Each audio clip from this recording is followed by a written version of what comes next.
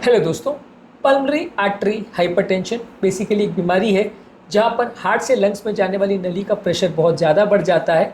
जिस तरह व्यक्ति को सिस्टमिक हाइपरटेंशन होता है जिसमें शरीर में मौजूद नलियों का प्रेशर बढ़ जाता है, वैसे यहाँ पे पल्मोनरी आर्टरी का प्रेशर बढ़ जाता है जिसकी वजह से हार्ट को ज़्यादा काम करना पड़ता है और कई बार हार्ट फेल भी हो जाता है। आज हम इसके कारणों पर बात करेंगे, इसके ट्रीटमेंट स्ट्रैटेजी पर और इसके ओवरव्यू पर हमने सेपरेट वीडियोज़ किए जो कि आप हमारे चैनल पर देख सकते हैं। आज का टॉपिक में हम सिर्फ इसके कारणों को डिस्कस करेंगे। टॉपिक पर जाने से पहले जो लोग हमारे चैनल पर नए हैं उन्हें रिक्वेस्ट करूँगा कि चैनल को सब्सक्राइब करें, वीडियोस को लाइक करें, शेयर करें, फॉलो करें, कमेंट करें, पूरा देखिए। टॉपिक बहुत ही इंपॉर्टेंट और एक्सक्लूसिव है। ज़्यादातर किसी भी चैनल पे आपको ये कंटेंट नहीं मिलेगा क्योंकि एक सीरियस बीमारी है, डेंजरस बीमारी है, लेकिन बहुत कम डिस्कस होती है क्योंकि बहुत ज़्यादा कॉमन लोग इसके बारे में नहीं जानते हैं। इसलिए वीडियो को एंड तक देखिएगा। चलिए शुरू करते हैं पॉइंट वीडियो।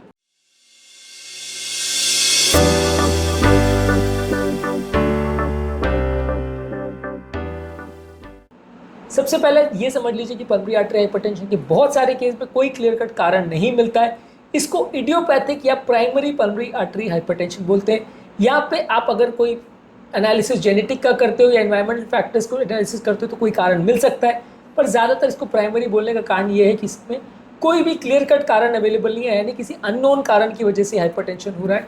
जब कभी पल्मोनरी आर्टरी प्रेशर किसी अननोन कारण की वजह से बढ़ते हैं तो उसे इडियोपैथिक पल्मोनरी आर्टरी हाइपरटेंशन बोला जाता है। ये काफ़ी कॉमन है, इनफैक्ट ये सबसे ज़्यादा कॉमन कारण है जिसकी वजह से पल्मोनरी आर्टरी हाइपरटेंशन होता है। सबसे ज़्यादा डेंजरस भी है क्योंकि जब कभी ये होता है और सीरियस पल्मोनरी आर्टरी हाइपरटेंशन होता है या बहुत सीवियर पल्मोनरी आर्टरी हाइपरटेंशन होता है तो बहुत ज़्यादा जल्दी इसमें मृत्यु होती है। कई सालों के अंदर ही पेशेंट की मृत्यु हो जाती है। बहुत जल्दी पेशेंट हार्ट फेलियर में जाता है, किसी थेरेपी को रिस्पॉन्ड भी नहीं करता, तो इसलिए ये ज़्यादा डेंजरस फॉर्म माना जाता है। इसके अलावा दूसरा जो ग्रुप है उसको सेकेंडरी पल्मोनरी आर्टरी हाइपरटेंशन बोलते हैं, जहाँ पे किसी पर्टिकुलर कारण की वजह से पल्मोनरी आर्टरी प्रेशर बढ़ा है।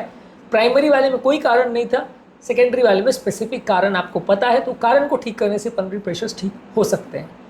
इसमें मोस्ट इंपॉर्टेंट है लेफ्ट साइड की हार्ट की बीमारियाँ, यानी कि लेफ्ट साइड में अगर माइट्रल वाल्व या एओर्टिक वाल्व की कोई बीमारी है, लेफ्ट साइड का हार्ट फेलियर हो गया है या लेफ्ट साइड की कोई ऐसी बीमारियाँ है, कोई कार्डियोमायोपैथी है जिसकी वजह से लेफ्ट साइड का हार्ट बहुत डायलेट हो गया है या वीक हो गया है, तो बैक प्रेशर की वजह से लंग्स में पानी और ब्लड भर जाएगा और लंग्स में जब बहुत ज़्यादा एक्स्ट्रा ब्लड हो जाएगा, प्रेशर हो जाएगा, तो बैक प्रेशर की वजह से पल्मोनरी प्रेशर बढ़ जाएगा।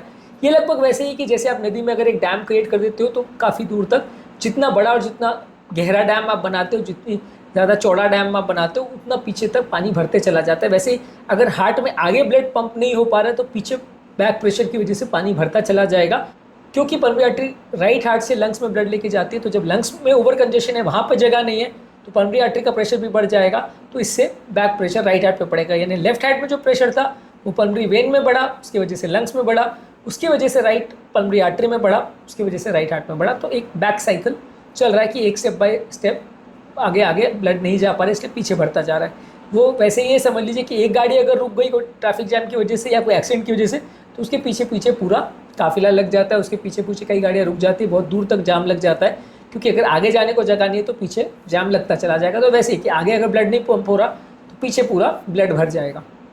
इसी तरह से क्रॉनिक ऑब्स्ट्रक्टिव एयरवे डिजीज यानी एस्थमा, क्रॉनिक ब्रोंकाइटिस या एम्फाइसीमा जैसी बीमारी है जिसमें लंग डिस्ट्रॉय हो जाता है, तो वैसे केस में भी पल्मोनरी आर्टरी हाइपरटेंशन हो जाता है, क्योंकि पल्मोनरी आर्टरी में काफ़ी हाइपोक्सीमिया हो जाता है जिसकी वजह से पल्मोनरी आर्टरी प्रेशर्स जो है वो बढ़ जाते हैं और पल्मोनरी हाइपरटेंशन हो जाता है। इसी तरह से लंग्स की कोई भी और बीमारी है जैसे इंटरस्टिशियल लंग डिजीज जो कि लंग्स को डिस्ट्रॉय करती है, पल्मोनरी फाइब्रोसिस है, इनमें भी पल्मोनरी आर्टरी हाइपरटेंशन होता है। इसी तरह से एक बीमारी है स्लीप एपनिया, जहाँ पे पल्मोनरी आर्टरी में वैसो कंस्ट्रक्शन हो जाता है। ये मोटे लोगों में होती है, जहाँ श्वास की नली दब जाती है, पेशेंट को हाइपोक्सीमिया होता है, वहाँ पे भी पल्मोनरी आर्टरी हाइपरटेंशन देखा जाता है। एक बीमारी है पल्मोनरी एम्बोलिज्म करके, जिसमें हार्ट से लंग्स में जाने वाली नली में ब्लड का क्लॉट जम जाता है, खून का थक्का जम जाता है, जिसकी वजह से ब्लड आगे नहीं जा पाता है और ऐसे लोगों में भी पल्मोनरी हाइपरटेंशन हो जाता है। पल्मोनरी एम्बोलिज्म पर ऑलरेडी हमने काफ़ी वीडियोस की जो कि हमारे चैनल पर देख सकते हैं। स्लीप एपनिया पर भी हमने काफ़ी वीडियोस की जो कि आप हमारे चैनल पर देख सकते हैं। इसके अलावा कुछ कनेक्टिव टिश्यू डिसऑर्डर्स जो कि लंग्स को डिस्ट्रॉय करते हैं, जैसे सिस्टमिक लूपस एरिथमेटोसिस और स्क्लेरोडर्मा, ये दोनों ही बीमारियों में पल्मोनरी आर्टरी हाइपरटेंशन हो सकता है। इसमें पूरा शरीर और लंग्स दोनों अफेक्ट होता है और कई कई चेंजेस देखने को मिलते हैं। ये बीमारियां ऑटो इम्यून डिजीज़ की कैटेगरी में आती है। इन बीमारियों में बॉडी में खुद के खिलाफ एंटीबॉडीज़ बन जाते हैं जो कि लंग्स को भी डिस्ट्रॉय करते हैं, उसकी वजह से पल्मोनरी आर्टरी हाइपरटेंशन हो जाता है। इसी तरह से कुछ जन्मजात हार्ट की जो विकृतियाँ, जैसे हार्ट में छेद वगैरह की जो बीमारियाँ हैं, इसमें भी कई बार पल्मोनरी आर्टरी हाइपरटेंशन देखने को मिल सकता है। लिवर की कुछ बीमारियां, जैसे लिवर अगर डैमेज हो जाए परमानेंटली, उसको लिवर सिरोसिस बोलते हैं, वैसे में भी पल्मोनरी आर्टरी हाइपरटेंशन हो सकता है।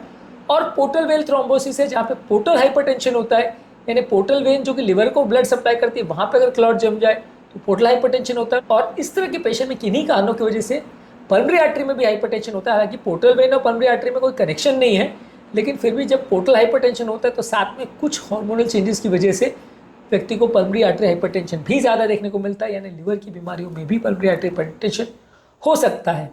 इसी तरह से HIV की बीमारी में भी पल्मोनरी आर्टरी हाइपरटेंशन देखने को मिल सकता है, यानी एड्स की बीमारी में भी हो सकता है। कुछ दवाइयाँ और टॉक्सिन्स की वजह से भी, खासकर कुछ भूख कम करने वाली दवाई की साइड इफेक्ट्स में भी ये देखा गया था कि पल्मोनरी आर्टरी हाइपरटेंशन हो रहा है। हालांकि इन दवाइयों को बाद में बैन कर दिया गया। इसके अलावा कुछ और फैक्टर्स है, जैसे अगर किडनी का बीमारी है, कुछ ब्लड की बीमारी है और पल्मोनरी वैस्कुलेचर की कोई बीमारी है, तो वैसे लोगों में भी पल्मोनरी आर्टरी हाइपरटेंशन देखने को मिल सकता है। आज के टॉपिक में हमने बात करी पल्मोनरी आर्टरी हाइपरटेंशन के कॉजेस क्या होते हैं या कारण क्या होते हैं। किसी भी बीमारी के कारणों को समझना जरूरी है। यदि हम एक्यूरेट कारण को समझ पाएं तो ही हम बीमारी का ट्रीटमेंट एक्यूरेटली कर पाते हैं। हर अलग अलग तरह के कारणों के हिसाब से ट्रीटमेंट स्ट्रैटेजी चेंज हो सकती है, इसलिए इन कारणों को जानना आवश्यक है। टॉपिक में उम्मीद करूंगा कि आपको कुछ जानने को मिला होगा। पल्मोनरी आर्टरी हाइपरटेंशन के ट्रीटमेंट और ओवरव्यू और टिप्स पर हमने सेपरेट वीडियोस किए, जो कि आप हमारे चैनल पर देख सकते हैं। टॉपिक एंड करने से पहले जो लोग हमारे चैनल पर नए हैं उन्हें रिक्वेस्ट करूँगा कि चैनल को सब्सक्राइब करें, वीडियोस को लाइक करें, शेयर करें, फॉलो करें, कमेंट करें, पूरा देखें।